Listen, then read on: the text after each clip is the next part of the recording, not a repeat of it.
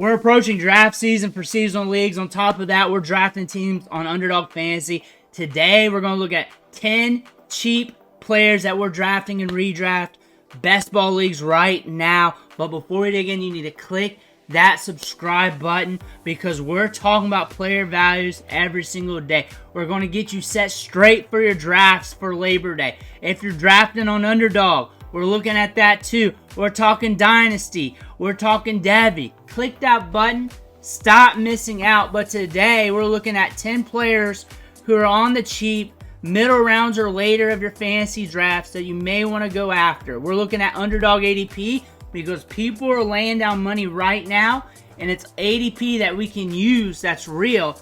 But Javon Williams being drafted as RB32, round 10, draft capital here on Underdog Fantasy. We're in the 110 range of ADP. So really, we're not planting any flags on him because he's so cheap. We're in double-digit rounds. You're looking at a starting running back who's getting starting running back touches in double-digit rounds or even later in your redraft league. But we're with Denver. It might be a shit show this year, but he's going to be getting touches. He has the potential for boom weeks.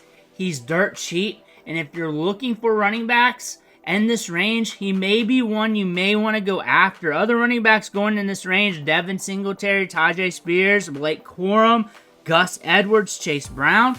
I like Gus Edwards if he's healthy to start the year. He should be healthy for training camp.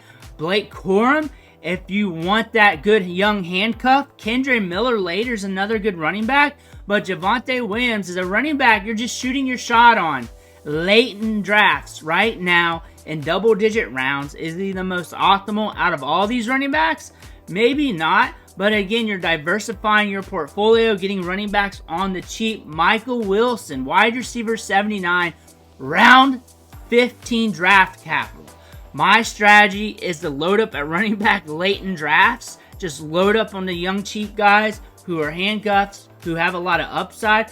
But if you're looking for a young wide receiver in double-digit rounds or potentially a wide receiver to pick up off waivers weeks 1, 2, 3, or 4, or a wide receiver on Underdog that could boom on you a little bit considering they're adding pieces to their offense, a la Marvin Harrison Jr., he ran an 84.7% route participation rate last year. He was on the field a lot. He had some good performances last year, especially in the back end of the season. He also had that one wide receiver, one performance.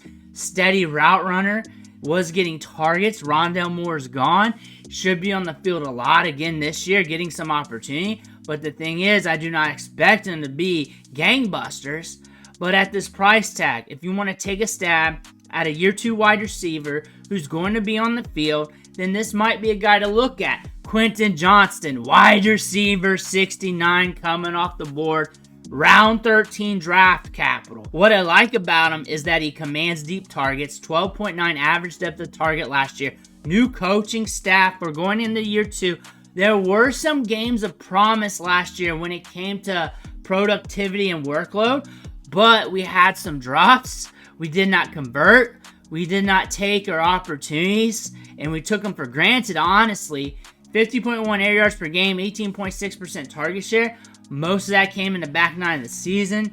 We had some decent weeks, some double-digit performances. We could be a splash play guy. They added Ladd McConkey. He should be getting the targets. The guy to buy for the Chargers, though, Trey Palmer, too, if you're looking for a veteran. Wide receiver 69, only if you're expecting him to turn things around in year 2. Jerry Jeudy, wide receiver 61, a very nuanced route runner with a new team with the Cleveland Browns, playing with Elijah Moore, Amari Cooper, and David Njoku. So the ball's got to spread around a good bit. But we could be humming here considering we're cheap in drafts, round 11 draft capital. This was a former first-round pick. He's good on the field. He's a savvy route runner. Had an 81.5% route participation rate last year, 19.6% target share. Should be pushing around a 20% target share, somewhere between like 18 to 20, maybe a little more. But again, he should be getting some workload. He's a good separator. Watson's going to be spreading the football a little bit more this year. Jeudy should be getting some opportunities. Is it going to be enough to win you your fantasy league? I highly doubt that, but he might give you some spotty production, maybe a couple up weeks here and there. But Austin Ekeler, RB40 right now. We're with the Washington Commanders. We got a new quarterback under center, but we got round 11 draft capital. The former stud running back's on the back nine of his career. Do you think he was washed last year? Do you think he was dust? Or do you think he's got something in the tank? At this price tag, round 11 draft capital, it's like, why not? Why not take that chance, pick him up, and see what happens? There could be some upside. Maybe he catches some balls each game and gets you a nice floor, and you're loaded at wide receiver, or maybe he's like your RB3 or RB2 or RB4, and you're using him intermittently. But at this price tag, RB40, with a lot of unknown here, but we do know he's good in the passing game, and if he's not washed, this could be a great get. Tai Chandler, RB46, round 12, draft capital. Aaron Jones should be the main squeeze at running back here with the Vikings, but we're not saying Tai Chandler's going to be that. We're saying Tai Chandler has 4.3 speed. If something happens to Aaron Jones like it did last year, Tai Chandler's getting workload again. And what happened when Tai Chandler got workload last year? Everybody ran to the waiver wire. One of the biggest waiver wire claims of last year. On top of that, look at the production last year. You got an RB1 week and RB2 week. But we also had a game where a touchdown got called back. We had a few runs called back last year. He would have been a lot more productive if things went his way in those regards.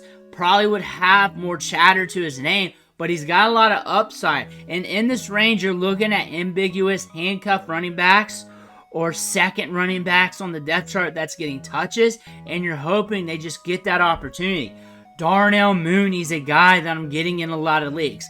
I'm not drafting many late round wide receivers, but when you look at Atlanta and you're looking at round 13 draft capital, you're looking at an offense that's going to move the ball all over the field.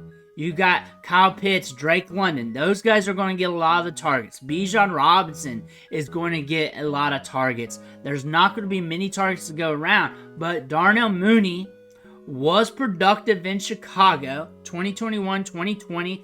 Last year, it went downhill when it came to production. But when we look at his skill set, he excels at getting downfield. He excels at getting air yards. And this could be a situation where he provides a few boom weeks this year, and you can throw him in your lineup. Aaron Jones, RB19. We talked about him earlier with Tai Chandler.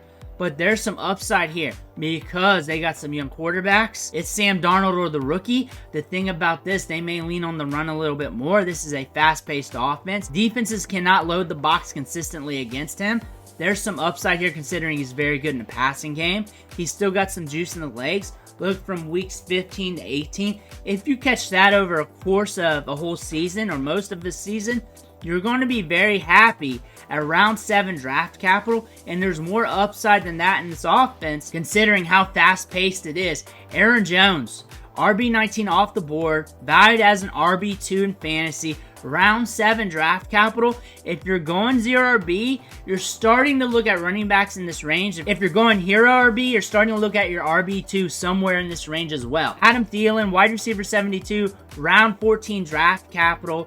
Got a lot of production last year in the start of the season. And then his down weeks were pretty consistent. But Deontay Johnson's in the fold. I look for Deontay Johnson to get a lot of targets this year. He's been looking good at minicamp. He's been looking good at workouts. But Adam Thielen here might give you some boom weeks. Might get you some steady production. And when I say that, I'm talking about the back nine of the season where like every other game's double-digit PPR fantasy performances, 15-point weeks, 12-point weeks.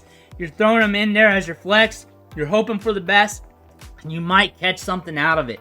If I started my draft heavy at running back, and I'm looking to backfill at wide receiver for my wide receiver 4, 5, 6, 7, or whatever, however my construction's working, Adam Thielen might be a guy you're thinking about. He got a 26% target share last year. That might dip a bit because Deontay Johnson's going to steal some targets.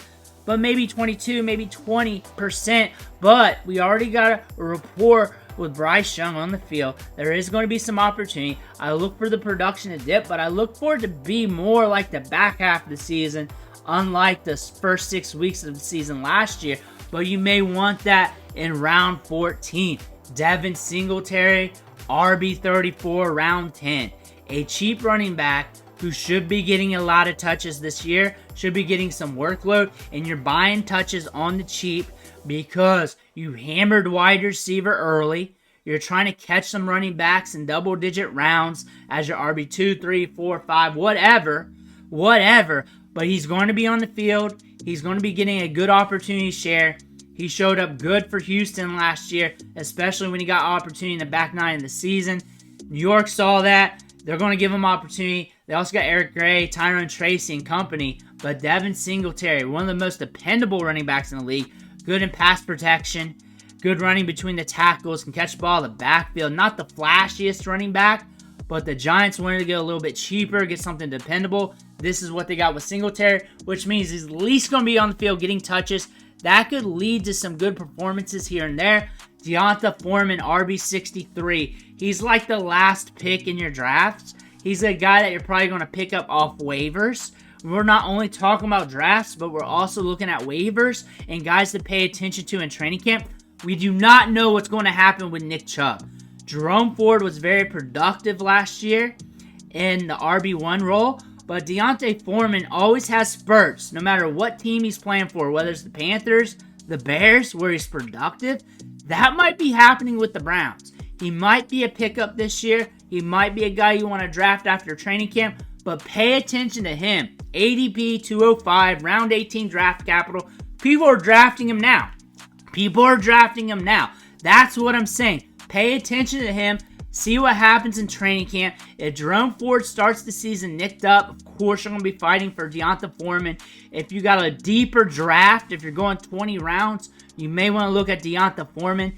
Nick Chubb's hurt. Running backs get hurt. Deontay Foreman could be getting opportunities sooner than later, and nobody projected it. A guy that can be productive, who's proven to be productive with workload. But those are 10 players we're looking to get on the cheap or keeping our eye out on. I did not say that in the beginning, but we're keeping our eye on them to see what happens in training camp, or if we can pluck them off waivers week 1, 2, 3, 4, 5, whenever the dirty happens. Let me know what you think in the comments below. Make sure to hit that subscribe button on the way out. One thing for watching. Catch you on the next video.